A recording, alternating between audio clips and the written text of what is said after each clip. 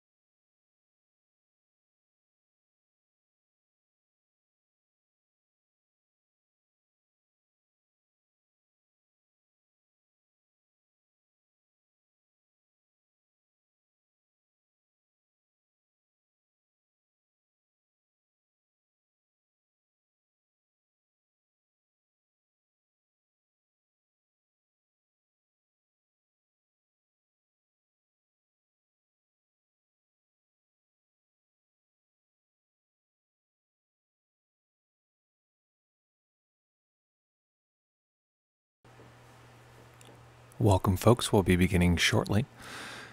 Excited that you're here, ready to have some fun.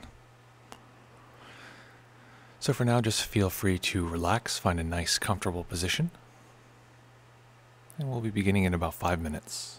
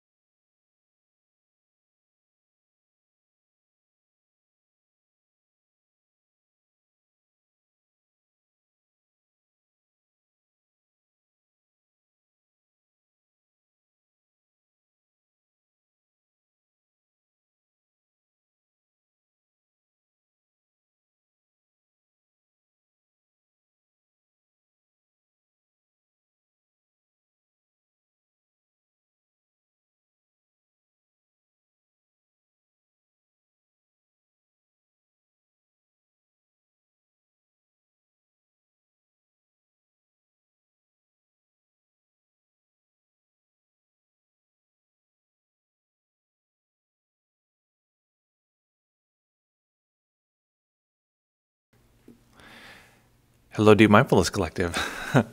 My name is Janusz, and this is the Joy of Being AliveStream. Thank you so much for letting us know that there's no audio. That can happen. Before the live stream started, hello, Dusan.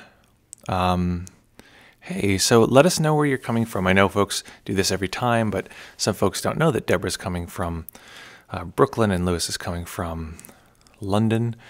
And where folks are coming from, let us know where you're tuning in from. It's always fun. And of course, know that you can always chat with each other, connect and say hello. I'm trying to think of a new code system. Maybe we'll have like a asterisk if people are talking within the chat. Czech Republic.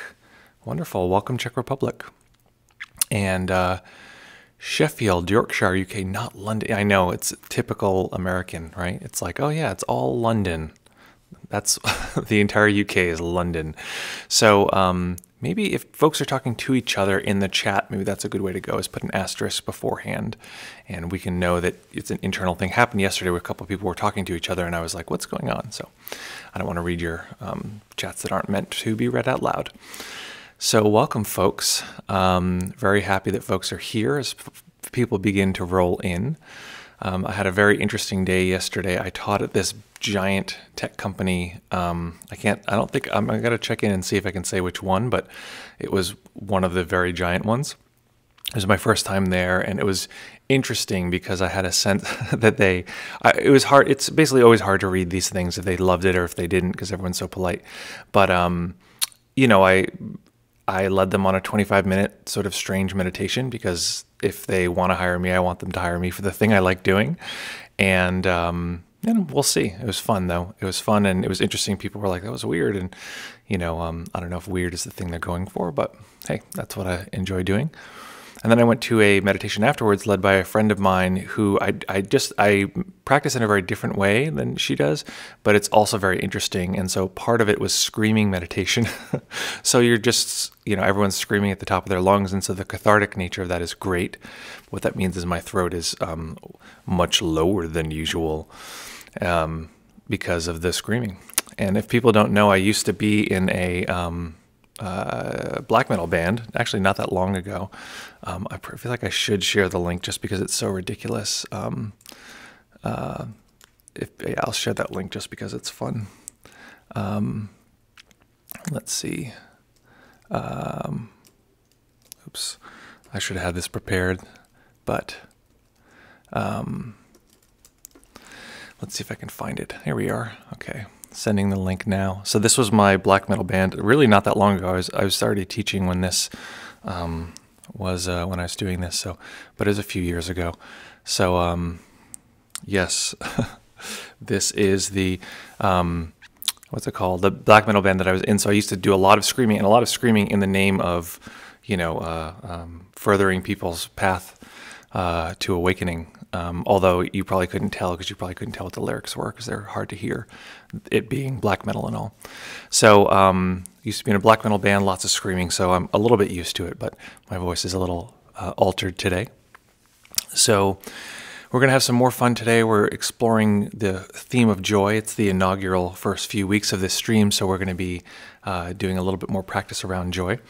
And I wanted to do a bit more practice. We have choices again. I enjoyed yesterday when we had some choices around what we did, and some folks voted.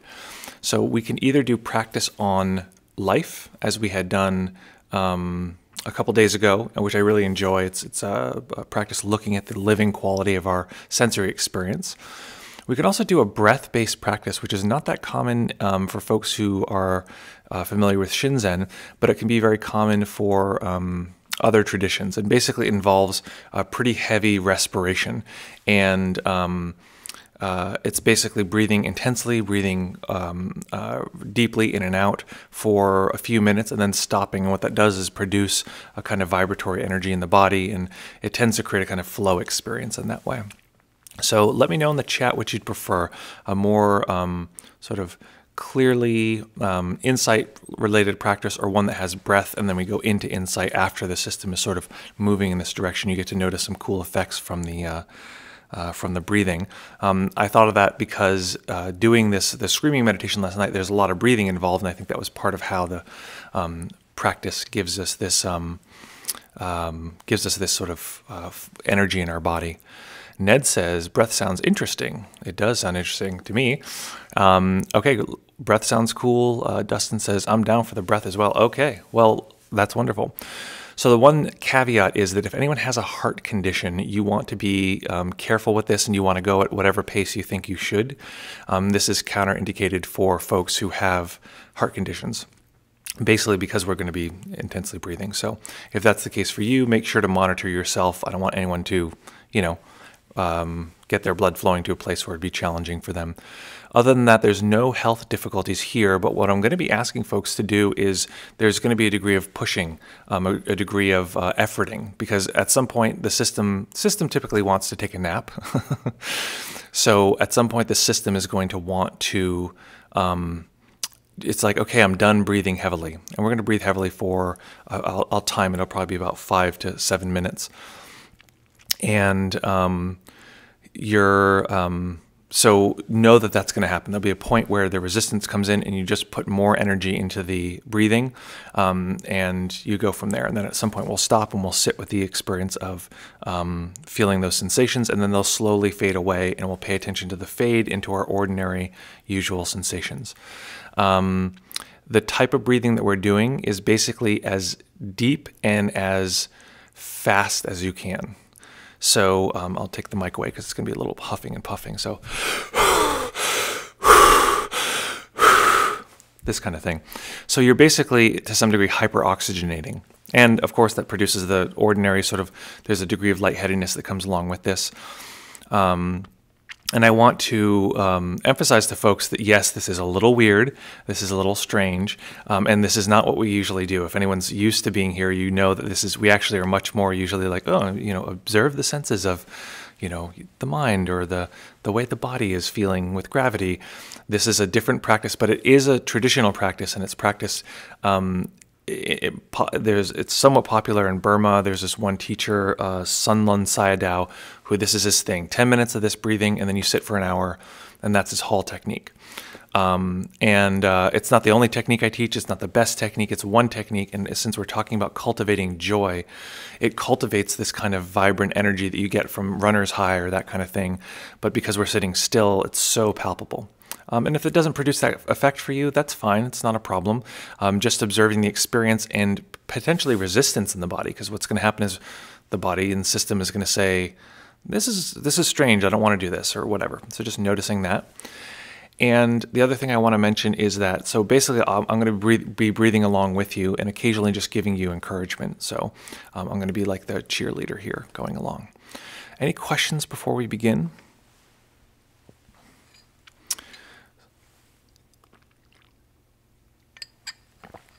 One thing that can come up is people will ask, what do I do about swallowing, or what do I do about, I can't keep up with it. So just do the best you can. I just realized I forgot I'm going to be on camera, so it's going to look kind of silly. But just do the best that you can. And if you need to swallow, obviously, you can feel free to do that. But often the air is enough to dry the saliva. Okay. So let's begin, actually. Why don't we do this with our eyes closed? I think that would be a nicer process. We have no bell today. The bell is still in the travel bag.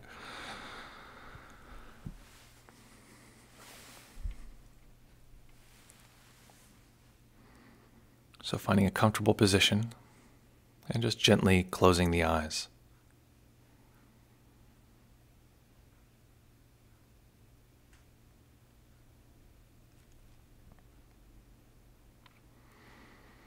Taking a few comfortable deep breaths and just feeling the body rise and fall.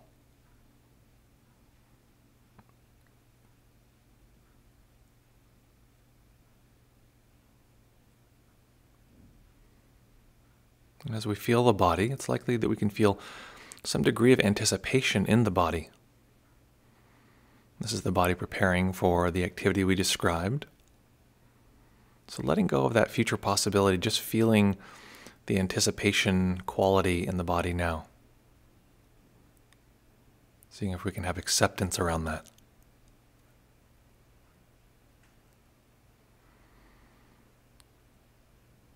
If we can detect that preparation quality in the body.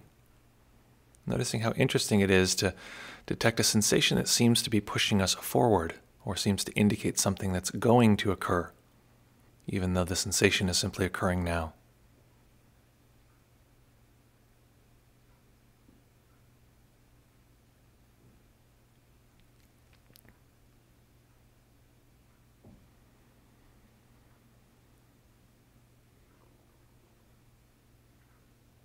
So we're going to begin our breathing process. So we're going to be breathing in as deeply and quickly as we can. So full breath in through the belly, letting the chest expand, and then breathing out.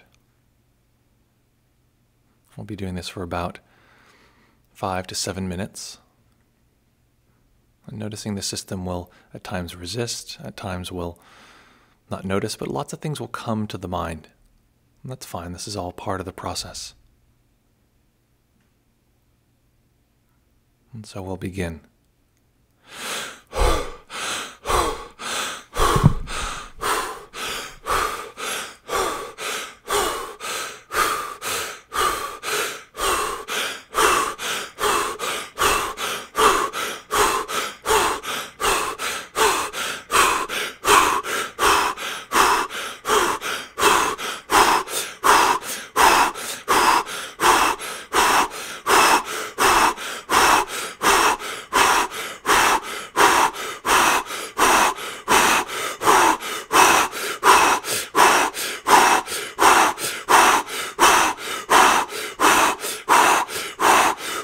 Going.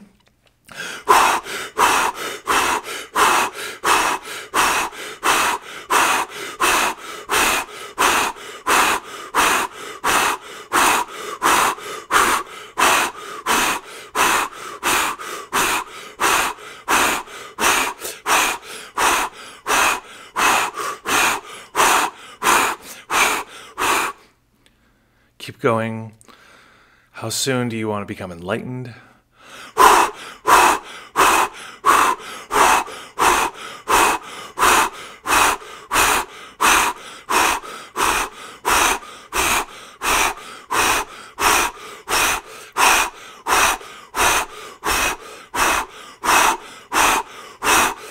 You can do it.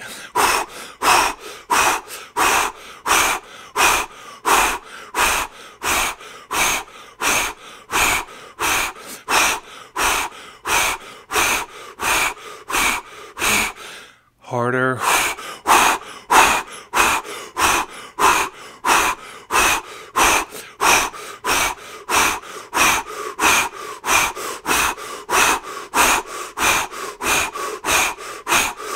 Letting go of the resistance of any kind.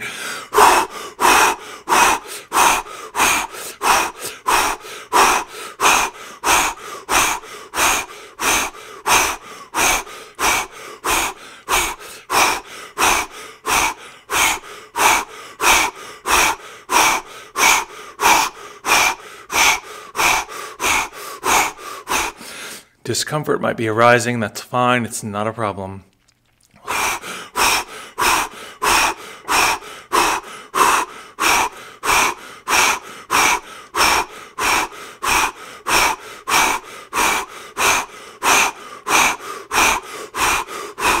Breathing with the whole body.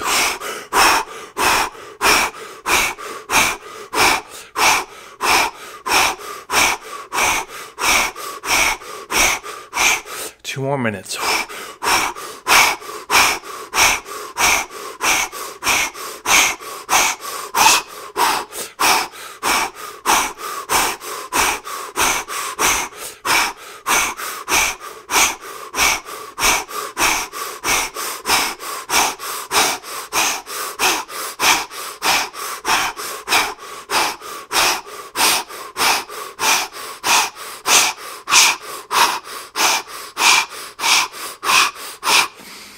Remember, awakening is not for wimps.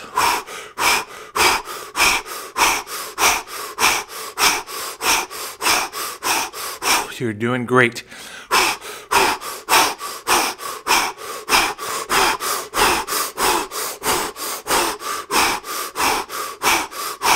Deeper in.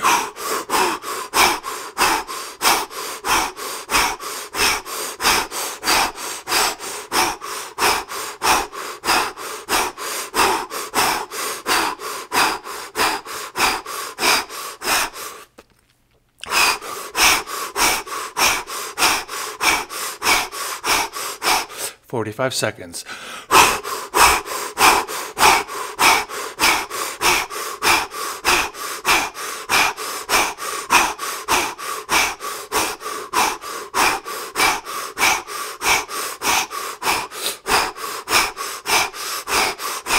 20 seconds, really go for it.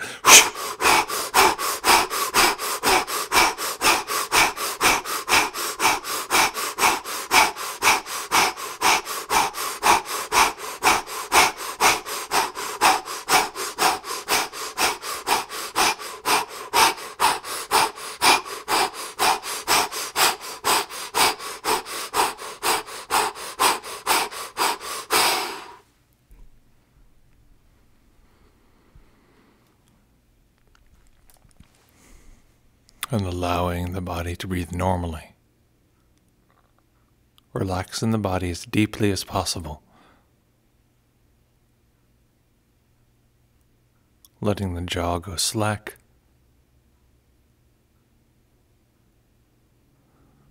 Letting all the muscles let go beyond what it feels like they can let go.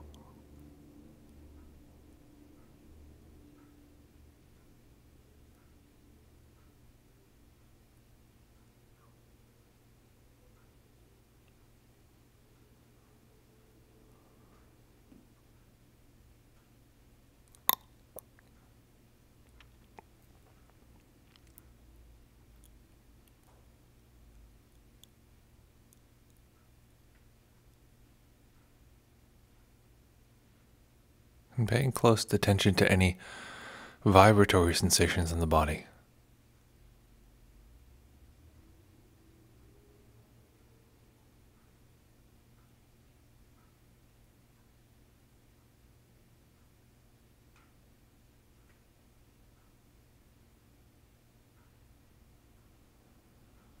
And noticing as these sensations fade, we may be able to notice other vibratory sensations which are similar.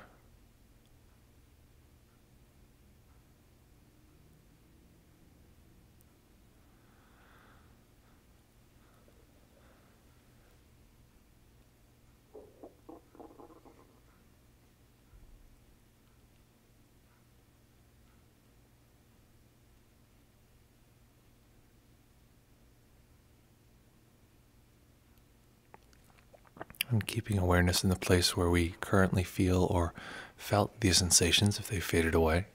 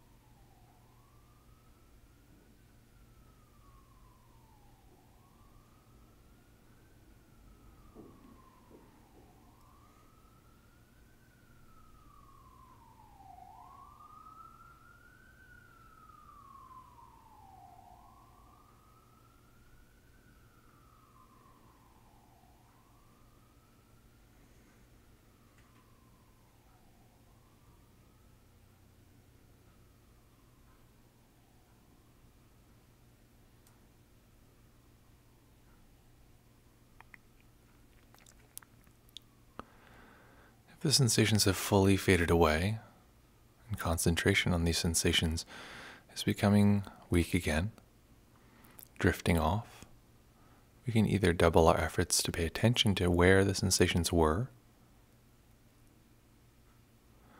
or we can try another round of intensive breathing. Again, the intense sensations that can follow this aren't the goal. The goal is to find something that's interesting enough to allow the mind to stay with these sensations.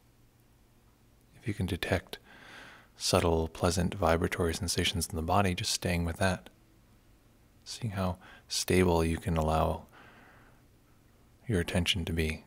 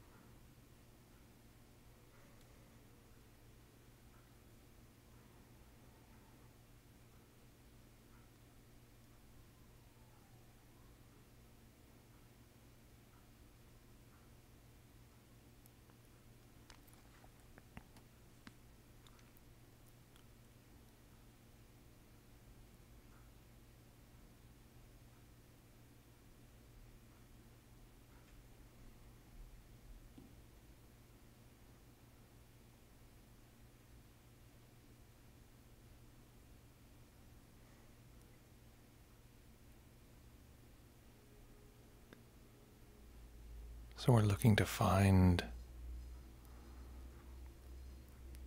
a place to rest awareness.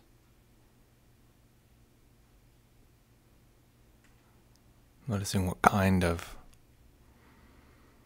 awareness would be soft enough and yet stable enough to stay with these experiences, light, vibratory sensations in the body, without getting pulled away.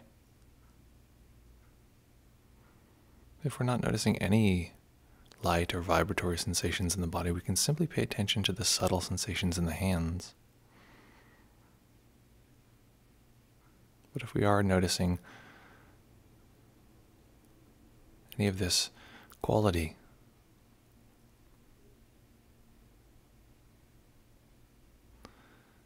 seeing how much of the body we can feel it in, and then allowing awareness to stabilize there.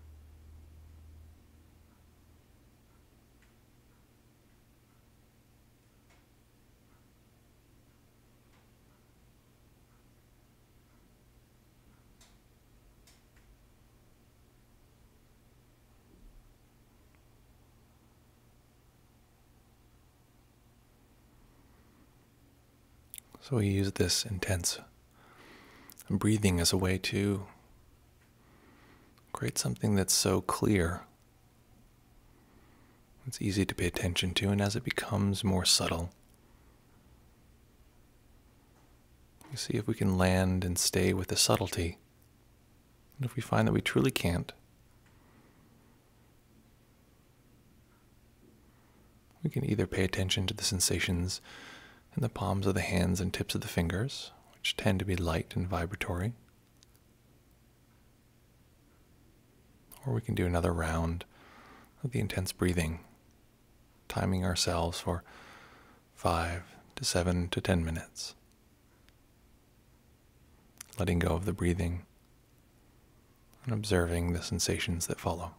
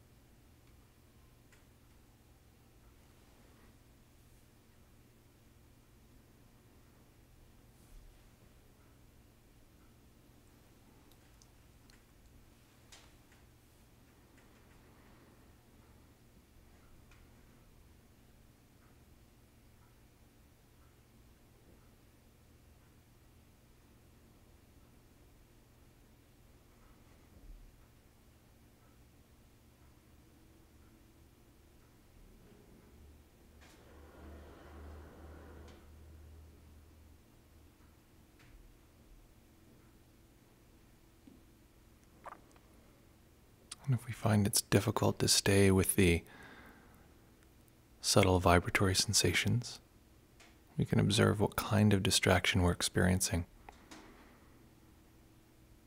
If it's one of agitation, being pulled to other thoughts, other things that feel more interesting, detail, impulses to move the body, this is typically an indication that the mind is overly active.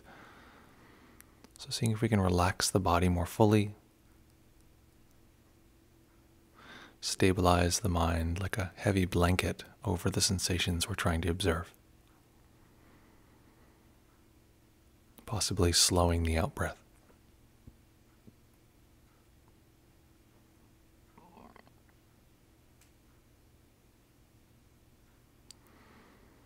If, on the other hand, the distraction is one of fogginess, drifting away, sleepiness, then we can have a short out-breath, still breathing in completely, just breathing out in a shorter amount of time,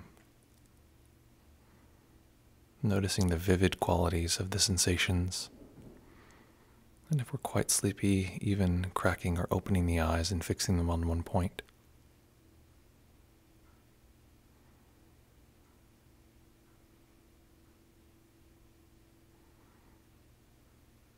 In other words, finding this balance between wakefulness and restfulness.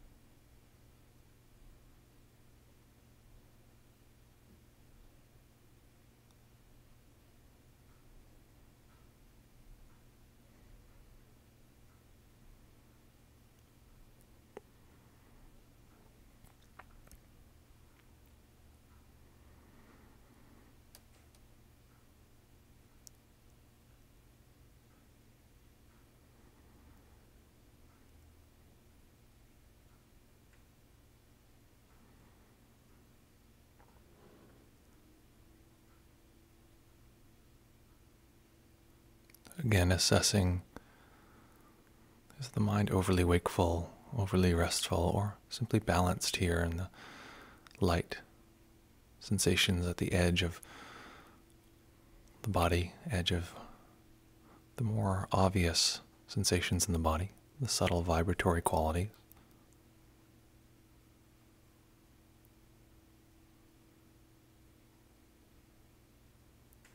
And if our awareness is not stable there, that's fine. It's natural, simply making an adjustment.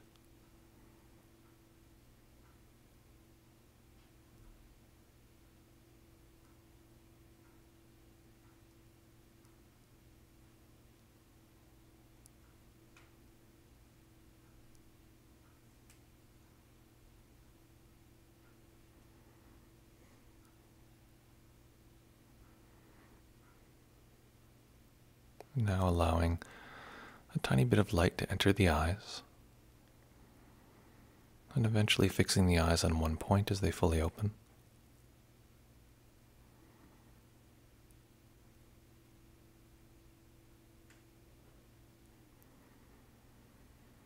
And recognizing how much sitting here with our eyes open is like our daily lives.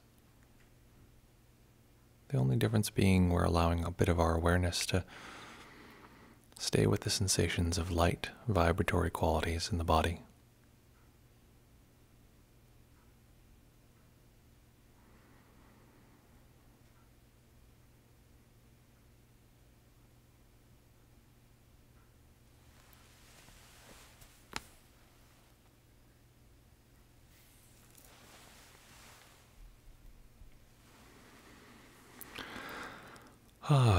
Okay.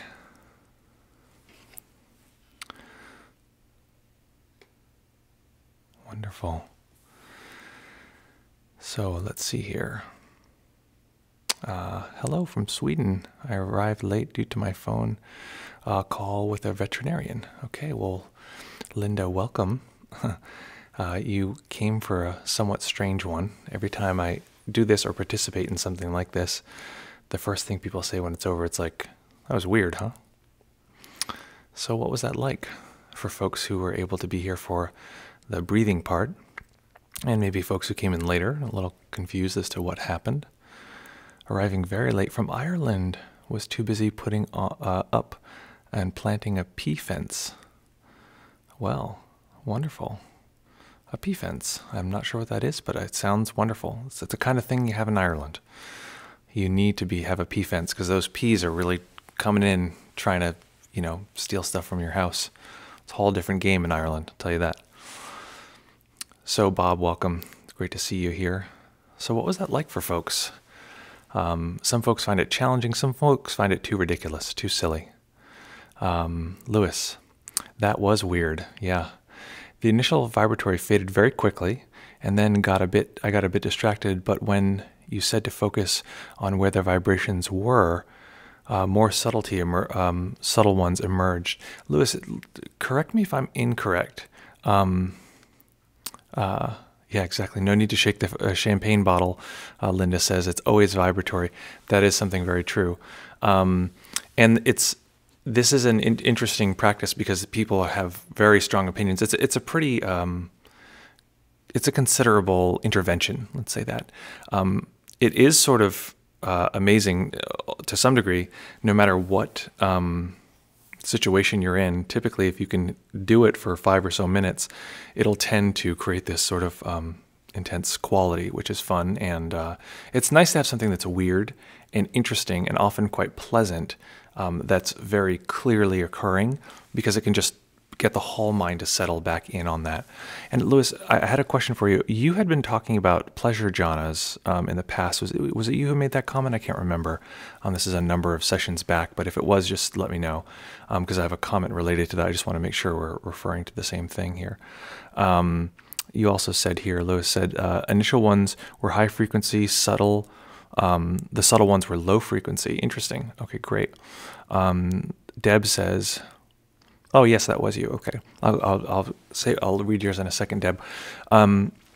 So there's conversation around this practice and around first and second jhana. Now, if people don't know what we're talking about, jhanas are just a language system used to describe certain states of concentration. And there's a lot of different argument about which ones are which and which defines this and that. So we don't need to get into all that. But they do say each one has certain qualities, and that the first one is very sort of light and vibratory and bubbly. But at some point, the system gets tired of that and wants something more subtle and wants something more stable, because the stability feels really nice, and then all of a sudden the vibratory quality is too much, and then we sort of settle back in. So there's some discussion around the initial vibratory sensation, the really bright one, being related to first jhana, and the more subtle stuff related to second jhana. That's a little tricky because you can feel both and not necessarily be in a jhana. So it's also that the translation is technically that the first one is supposed to be joy, or I like the translation of glee, and the second one is supposed to be happiness. And I think that happiness is a fairly complex emotion, and although it can be somewhat gross as an emotion, somewhat sort of not obvious, but just it can be a very on the surface emotion. There is a correlation between the subtlety, the sort of bright obviousness of one, and the subtlety of the other that is very closely related to first and second jhana in my personal experience. So, okay, Deborah says, if one were to run around the block at a good speed for 5 minutes, then stop, that would what would be the difference? The difference would be very little to nothing. This is very closely related to runner's high. This is exactly in the same range, and it's helpful to know that, we're not producing something that's not natural. This is a normal, ordinary experience that humans have. Another way that you can actually produce PT is people will do the like really hot sauna, like usually hotter than they allow legally in the US, and then into the cold bath, and you come out and the whole system is just like buzzing, vibratory intensity. So that's another way to have contact with this kind of vibratory sensation. But what it does is, for people who, it's a couple things. One is it just brings it so close to the foreground, it's very hard to miss. And while many people who have skilled practices can detect that vibratory material, especially if you're, Shinzen well, he's really big on that vibratory material. Still bringing it to the foreground is just going to be a different thing. So again, it's not the perfect practice, but it is a fun practice way to explore this material. Linda says, I did intense breathing at a tantric workshop once, and fell to the ground. Well, that's slightly problematic, I tell you that. I need to breathe very slowly. I really am like a champagne bottle, and I prefer not to explode. I have PT always. Well, that is good to know, and it's good to it's good that you have that clarity, because I think everyone actually has some PT always. It's just the awareness of it. Yeah, and the intense breathing, again, I think I said this at the beginning. I'm not sure if you were here, Linda, but I said if you need to make an adjustment, please do. And if anyone has any heart condition, then not to do this at all.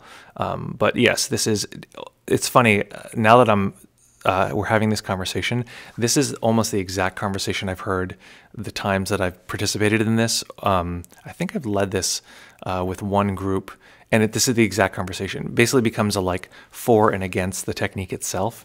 Not that this is like some heavy, barrage or anything, but there is a question here of, is this a good technique? And it's a technique. All the techniques have their ups and downs. I like that it's so clear and obvious, and the event that I went to last night had this quality of breathing, but they didn't. For me, I was like, well, let's just take it all the way. Let's just go into really intense breathing to see what occurs. But absolutely make adjustments for yourself, because you know yourself better than I ever possibly could. That's for sure. Lewis says, interesting. Yeah, the initial vibratory were very PT-like from first jhana, and the more subtle ones were much more restful and satisfying. Yeah, that was my experience too. And what I noticed was the very, very obvious ones were sort of centered around my face and mouth. And then when those faded away, for a moment, I was like, I don't detect those sensations at all. And I just sort of hung out there for a little while and noticed that I detected a much subtler vibratory sensation all throughout my body, which usually if I tune into, I can detect. But it was faster. It came more to the foreground and felt more settled and stable in that way. So it was a little bit quicker to get there. Lovely.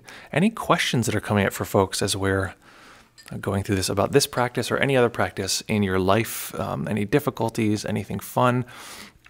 One thing we haven't really talked much about on this stream is any relationship. We talked a little bit about trauma yesterday, but any relationship of how to apply this to relationships, practice in general, how to apply this to creativity, anything about path, exploration material, anything like that. If anyone has any questions, please feel free.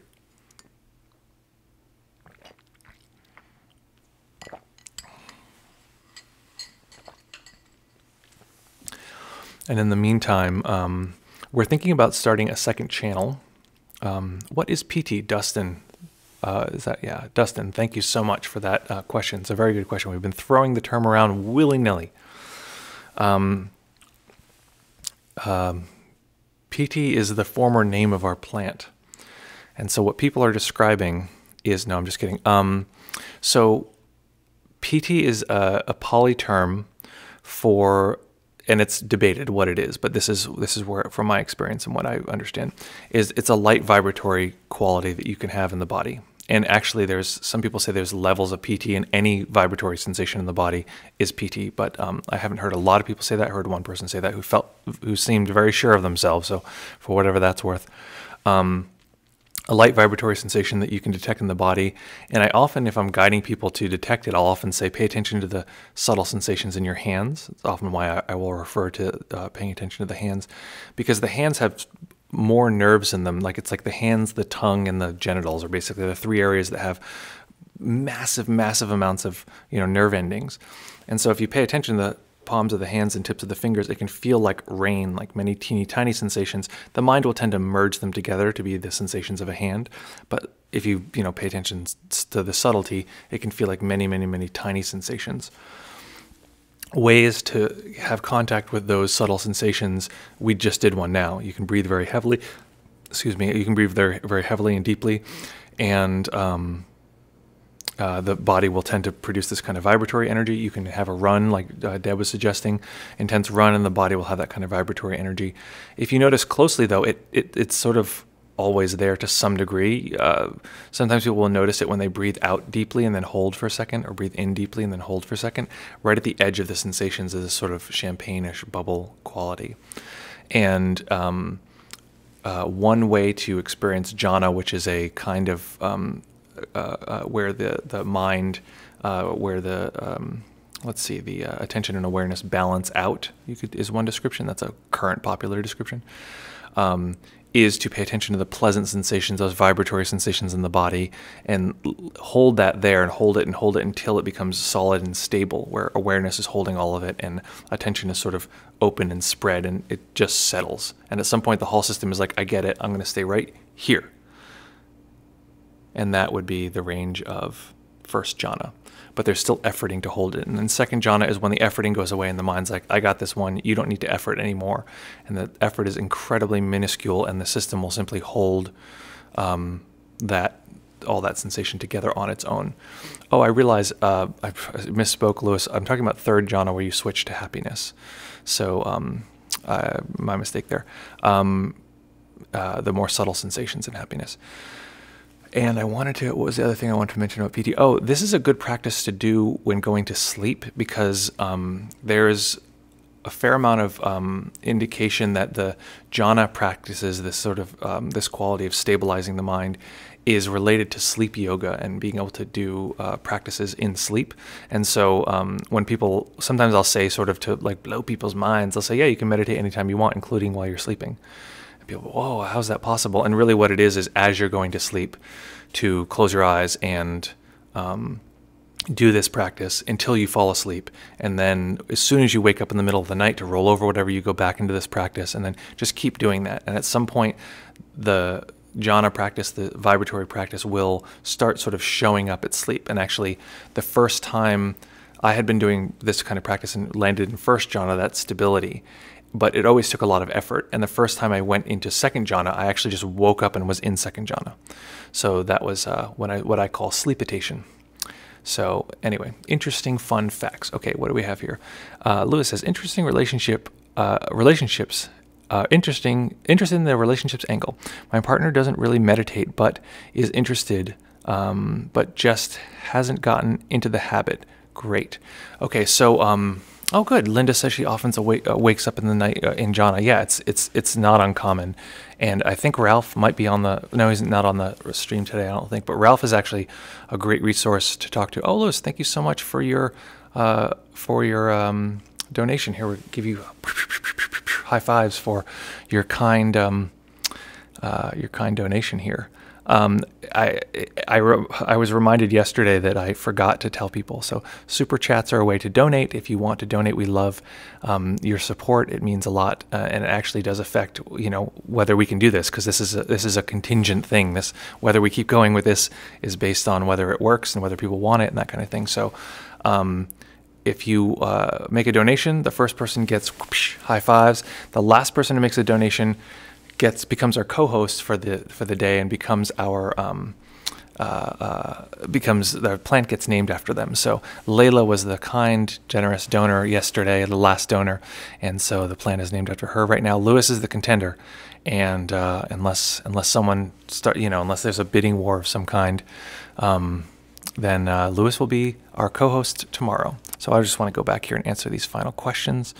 Let's see. Oh, okay. I want to get into the relationship question. So the short version is there's a book that covers this really beautifully, and it doesn't cover the meditation side as much, but it covers it. Basically, how I would define this book is it's teaching you how to use the relationship as the object of meditation. And because it's not a meditation book, often couples will feel much more comfortable reading it, because it's not saying, it's not like it's not like this is how to watch your breath or anything like that. It's actually just a book on relationships. It's called Wired for Love, and I'll put that in the chat, by Stan Tatkin. And honestly, I'll just say with, earnestness, it was that book and Stan, because we met Stan, and couples counseling that saved our relationship. It completely affected the way we relate to our relationship. And specifically, and I can get into details, maybe we'll do a few sessions on this, because this is really an in-depth topic. It taught me about this notion of rupture and repair, and that a relationship is built out of rupture and repair, and that's what's occurring all the time. We feel connected, and there's a bond in the relationship, and the bond becomes the object of meditation. It's not me, it's not my partner, it's the bond. And I might be doing great, my partner might be doing great, and the bond could be doing terribly.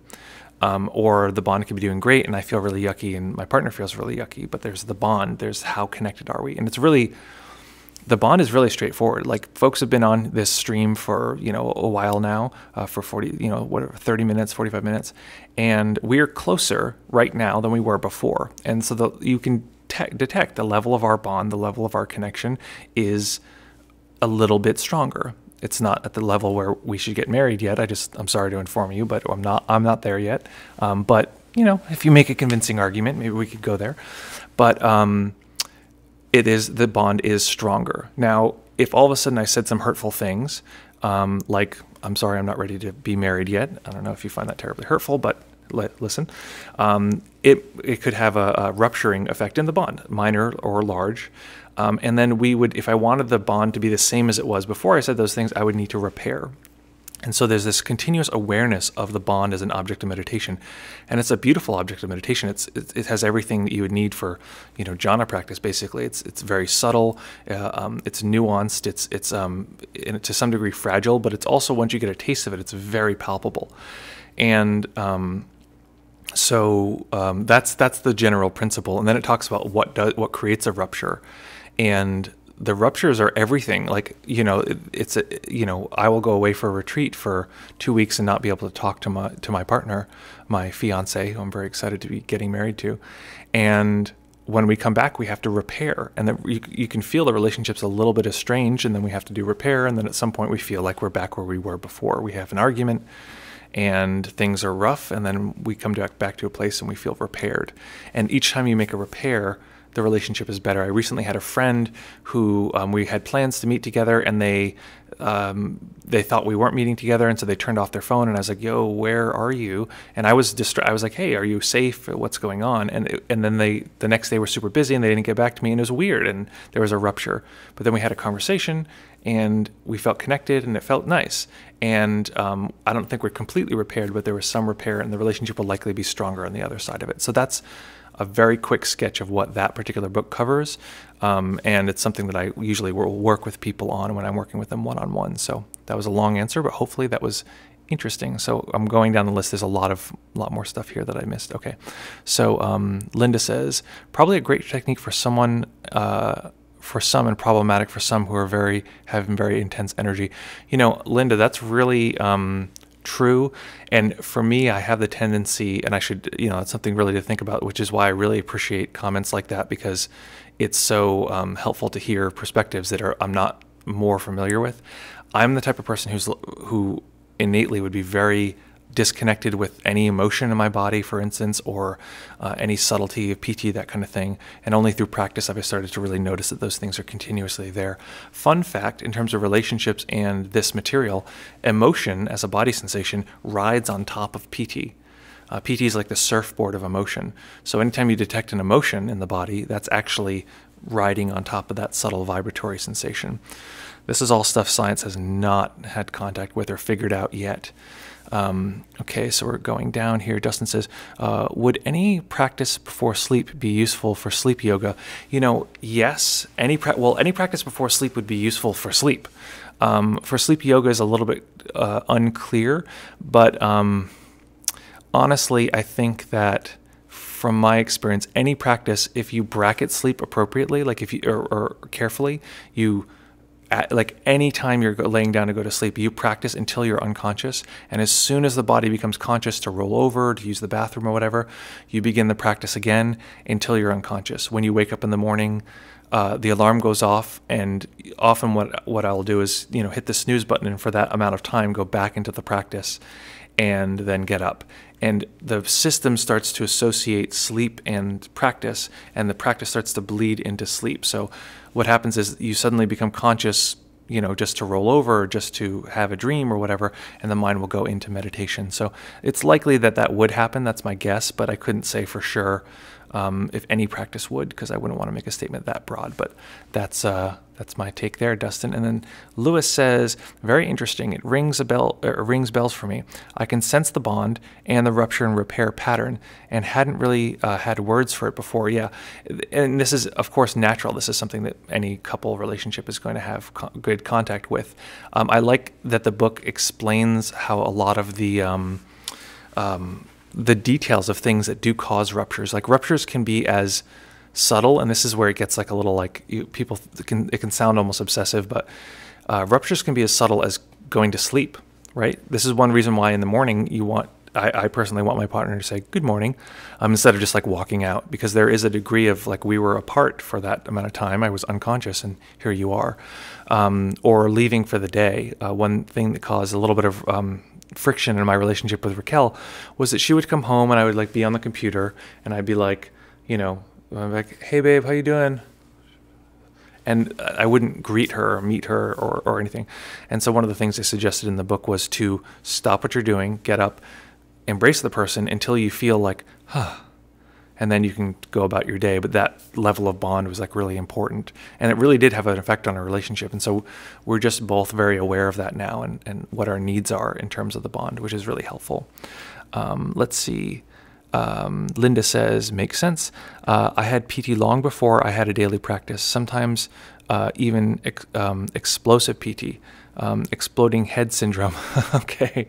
Yeah. And that's one of the things that I think through practice we begin to learn how to do is to even out the intensity of the energy in the body. Some practices really have you focus on it and centralize it, and it can be really overwhelming potentially.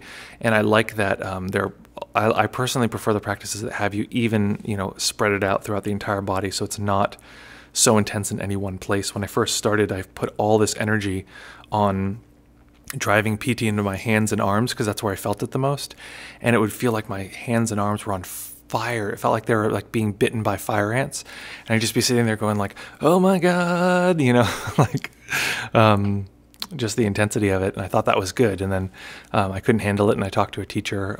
It was actually Lee Brasington, and he was like, "Yes, spread that out before it gets to that point." So yeah. So wonderful, folks. It was so great to see everybody. So great to connect. I'm very excited about seeing folks next week. And please send emails on themes that you want to cover, that kind of thing. We're going to probably put out a schedule that's going to cover themes for like a month or a few months ahead, so that we can let people know. And if they're interested, they can come along. A few ways, if folks want to support, is share that this live stream is here. It's youtube.com/deepmindfulness. And if you share that, it's really wonderful. It's a great way to do service. Another way to do service is like our potential next co-host, Lewis, did, which is to give super chats. We do appreciate that. And another way to be of service is to simply practice this material with yourself and with people that you care about, want to connect with. And I think I mentioned this before, if it's helpful. We have, it's actually in the description here of the live stream. I'm going to put it in the chat. We have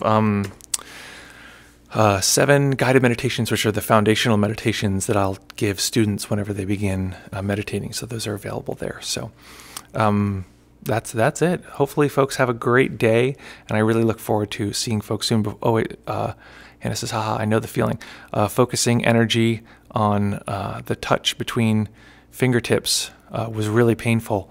Yeah, it can be really intense with PT. You gotta be careful in that way. Okay, folks, it's great to see everyone. And remember, the chat will keep going for a few minutes after we end, so feel free to connect with each other. If there's someone who's said something that was interesting to you, definitely say so in the chat. And we have the friendliest chat on the internet, so check that out. Okay, folks, great to see you, and I look forward to seeing everyone soon. Bye-bye. See you. And let me know if you have any questions.